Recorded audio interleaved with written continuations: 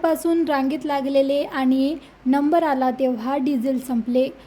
2 दिवसांपासून रांगेत उपाशी तापाशी उभी राहिल्यावर आज दुपारी 11 वाजता डिझेल भरण्यासाठी नंबर लागला आणि डिझेल संपले, अशी दुर्भाग्यजनक स्थिती झाली आहे।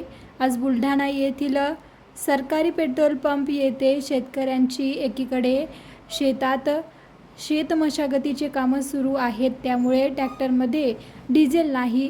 ते भरण्यासाठी 30 किलोमीटर अंतरावरून ट्रॅक्टर घेऊन आलेल्या शेकडो शेतकरी यांना डिझेल संपल्यामुळे त्रासाचा सामना करावा लागला आहे। शेती व्यवसायातले सगळे काम आमचे थांबून बसले, ठप्प बसले। सगळे शेतकरी अशी याच्यात गुंतून बसले की करावं तर काय करावं, पेरणी पाण्याचे दिवस जवळ आलेले आहेत, करणार काय।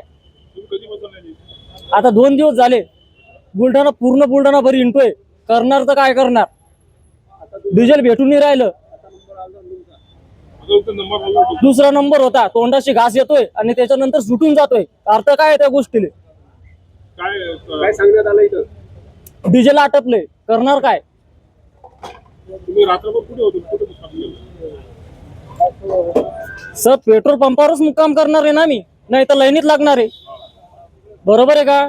पण आम्ही जर लाईनीत लागून सुद्धा आम्हाला जर डिझेल भेटत नाही, करणार तर काय करणार। शासनाने काय केलं पाहिजे तुम्हाला वाटतं? शासनाचा निर्णय तर तो पहिल्यापासून चालूच आहे, जो आहे तो आहे, नित्य नियम तो त्याचा चालूच राहिले।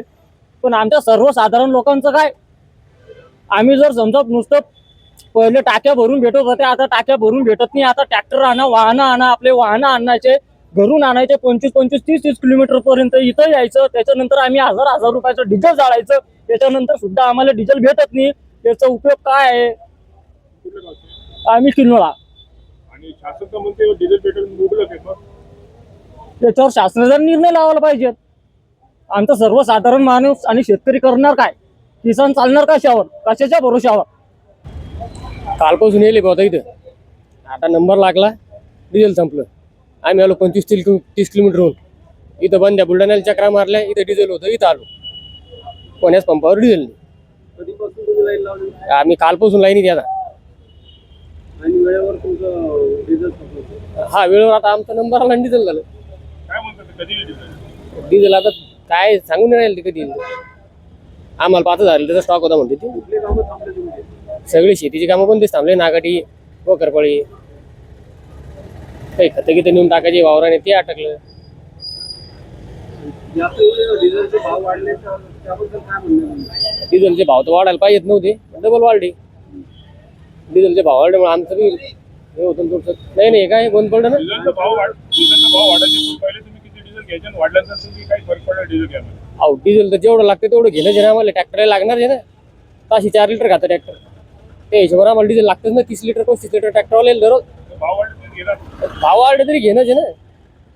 कॅनमध्ये मिळत होतं, अगोदर कॅनमध्ये मिळत होतं, इतके बेजार होत नव्हते आमच्या। आता तुमचे पुन्हा जुनीकडून डिझेल जळतंय त्याचं. अहो आता दोन्ही गुण जळतं, तिकोनं घरून येते यावं लागतं डिझेल जाळातच। पहिल्यानं कॅनमध्ये भेटत होतं। माणसं आहे ना, वावरात कामं करावं का डिझेलच भरावं। कुठून आहे तुम्ही आणि डिझेलसाठी कधीपासून रांग लागली काय सांगा? आम्ही शिरपूर आलो 25 किलोमीटरहून, 2 दिवस झाले इथे पंपावर आहे आणि नेमकाच नंबर आला आणि डिझेल संपून गेलं इथलं। आता काय केलं पाहिजे सरकारने यावर? सरकारने याच्यावर मंत्रिमंडळाची बैठक घेऊन तातडीची मंत्रिमंडळाची बैठक घ्यायला पाहिजे आणि डिझेल मोकळं करून द्यायला पाहिजे। शासन तर म्हणतंय की डिझेल पेट्रोल मुबलक आहे। शासन म्हणतं मग डिझेल पेट्रोल चाललं कुठं मग हे? शासन गण सांगू राहिलं डिझेल मुबलक आहे, पण मग पंपावर आलं डिझेल संपतं का? बाकीच्या काही पंपावर राहतं, काही पंपावर राहत, काय भानगड आहे मग?